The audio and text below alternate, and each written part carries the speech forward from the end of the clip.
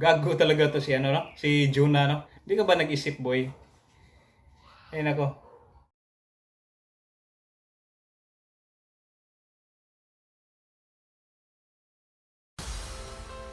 So what's up mga Karimix? Kumusta kayo?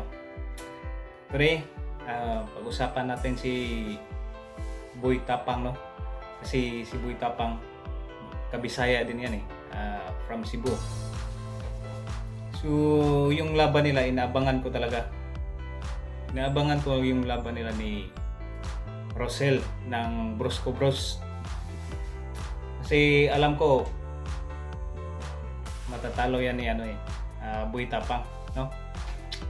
So sa kasamaang palad mga Karimix, di natuloy yung laban nila. So ang alam ko ni-reschedule. Ang masama lang dyan, nagka-problema na nga yung tao, nagkasakit yung tao, ginagawan pa ng masamang salita.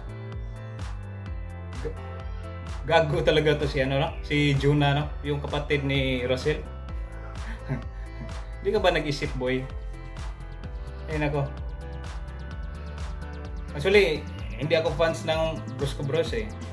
Wala din silang paki sa akin. Wala din akong paki sa kanila.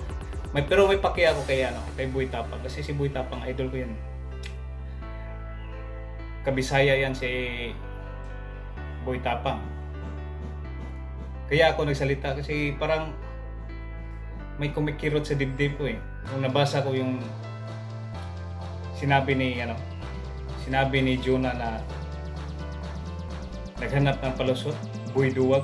Hintayin nyo by next week. Tingnan natin yung laban. Pag nanalo kayo, mas prepare kayo.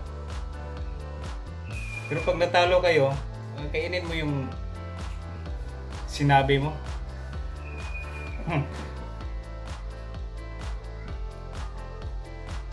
Sa kay Boy Tapang naman, alam ko kaya. Hibaw ko kaya kay nani mo si Rosel. Idol, Boy Tapang. Kayang-kaya kay nani mo si Rosel. Ang fit pa lang sa body niyo kung ako'y patanaw, no? Ang fit sa inyong body. Nako, mas lamang naka. So, Boy Tapang, alam ko yung preparation mo sulit na yon. Sigurado na yung panalo mo dyan. Kung hindi ka man manalo, support pa rin kami sa'yo. Support pa rin ako sa'yo. So idol, Boy Tapang, get Wilson para makita na natin yung pitik ng kamao. Diba? Next set ako sa laban yung Boy Tapang. Kasi gusto kong makita kung paano tumikip yung bibig nila. ng mga Brosco Bros. Pagkatapos ng laban nyo kay Rosel, pag nanalo ka, sunod mo na si Jonah. Ang tapang eh. Ang tapang ng bibig. Baka bibig lang yan. Diba? So, yan lang mga Karimix. Shout out. Idol Boy Tapang. Kayang-kaya. Pagaling ka. Kaya mo yan. Kaya mo yan. Kaya mong talunin. Yung si Brosco Bros. Rosel. Kaya mo yan.